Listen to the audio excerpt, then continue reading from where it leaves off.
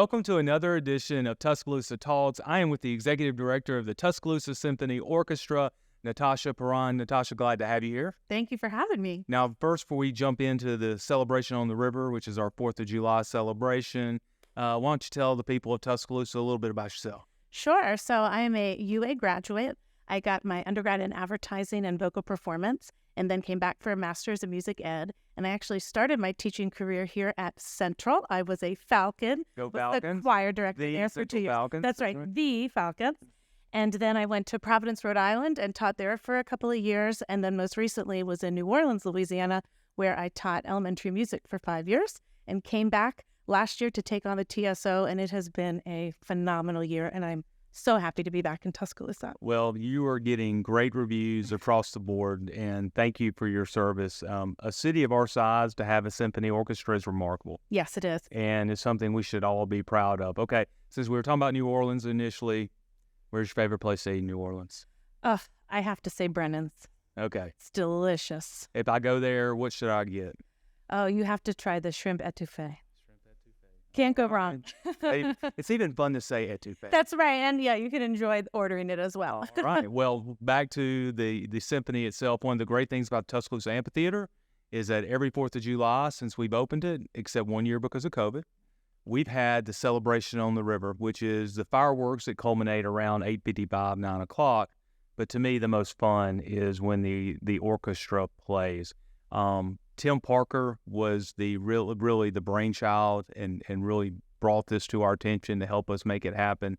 And then hopefully all of us have been able to add value to it. So we're excited about the orchestra playing on July 4th.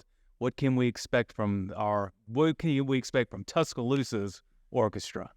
A knockout concert that equates to the fireworks that will be going off. Of course, we are going to be playing some popular tunes that folks will recognize, like When Johnny Comes Marching Home. Okay. Everyone knows that. The little ones might know that as When the Ants Come Marching Home. Well, But, we got to make our connection. you have to introduce it the right way. That's right. right. We're going to hear Aaron Copland's Hoedown, which, if you are familiar with the 90s commercial, Where's the Beef? Yes. That was the song that played with that. We are going to hear from Florence Price, who changed the landscape of classical music. She was one of the first prominent Black female composers, and we are going to do an all-string version piece called Adoration by her, which is going to be so touching. That's fantastic. Yeah. How about the 1812 Overture? Well, that, of course, will be playing during the fireworks, which you can't go wrong with that. You'll hear the armed salute. And last year was my first year as executive director at Celebration on the River.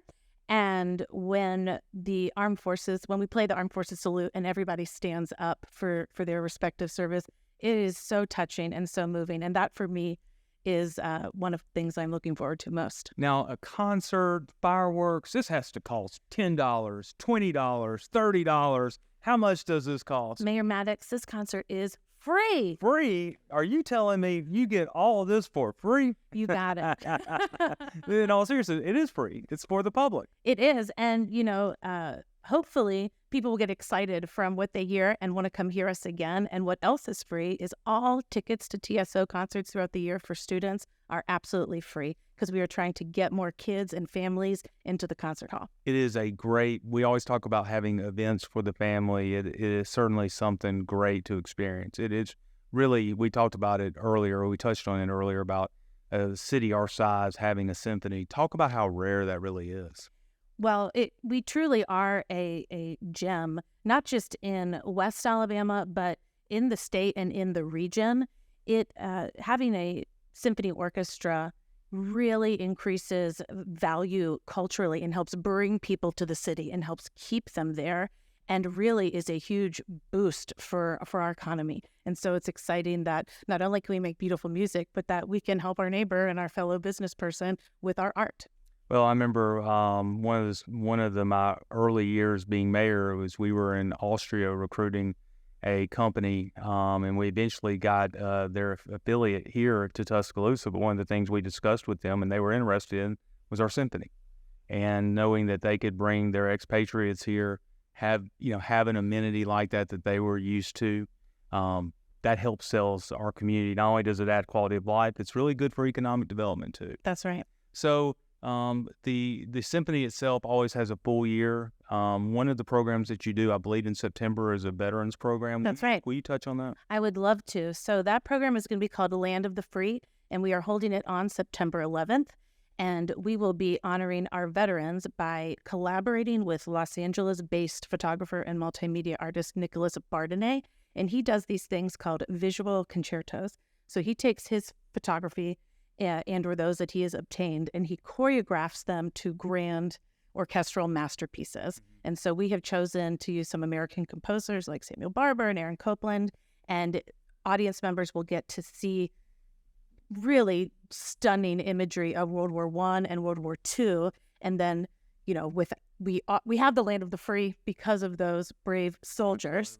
And we are going to finish with images of our national parks that really shows the sweeping landscapes and everything that our veterans fought for. Well, it's never, far from my heart. And we're sitting here today in my office, and behind me is a flag that was provided or given to the city of Tuscaloosa. And this flag has, if you look at it closely, has 48 stars. It certainly is weather-worn, and that's because that was the flag that flew on the USS Tuscaloosa on June 6, 1944. Wow. The USS Tuscaloosa was part of the D-Day Armada and actually part of the bombing of Utah Beach. And if I'm having a bad day, I'll look over that flag and think, I'm not having that bad of a day. It could be worse. I could have been one of those 700 sailors on the USS Tuscaloosa, and it served in both the Pacific and the Atlantic theaters. President Roosevelt actually used the ship on a couple of occasions, including the forming of the Land-Lease Act, which is the precursor to our global Navy. So It had a lot of history. It was decommissioned, and unfortunately, most of it was, made into scrap. But you can still see the mast, I believe, at the Veterans Memorial Park. But you hosting that the Land of the Free concert reminded me of what our veterans have meant to all of our freedoms, and what better way to celebrate it than on July 4th, the birth of our nation. That's right. And so this birthday party begins at 6 o'clock. The kids' zones open up.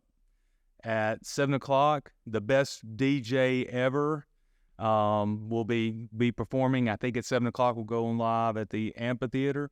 And then at 7:55, you guys will be ready to rock and roll. That's right. Now, I hear there's you're going to have a guest composer or a guest conductor, not composer. But I guess you could have a guest composer. But next year. Next year we'll do that. But a guest conductor. Tell me a little bit about how what y'all have done to be able to make certain that to select the right person. Well, we are lucky to have the best musicians in the world, so they are able to play and work with anyone.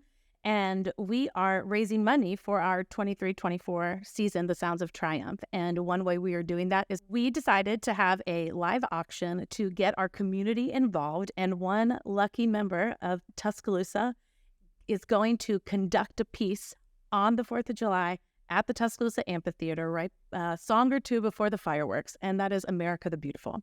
And that is a song I think that we all know and cherish and will be so meaningful. I don't think just for the conductor, for the person who wins, but for the community to see one of their own up there. And I hope that it helps connect some ties from the symphony to our community. And we are so excited to reveal that person tomorrow on stage. That's going to be fantastic. Who among us hasn't conducted at some point in whether listening to it in the car or in the shower or whatever?